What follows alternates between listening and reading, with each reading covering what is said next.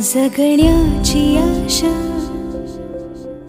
या मनाची भाषा तू न बोलता ना ऐकता समजून घेना स्वप्नांचे रंग मी तुझ्यात दंग उरे बाकी काय तुझी साथ संग असताना आकाशी चंद्र चांदण्या तोडून मी कहाणल्या मनाचा पाळणा करू बांधून घे जरा झुला डोळ्यात तूच साजणी सुखाचा स्पर्श तू नवा तुझ्या विना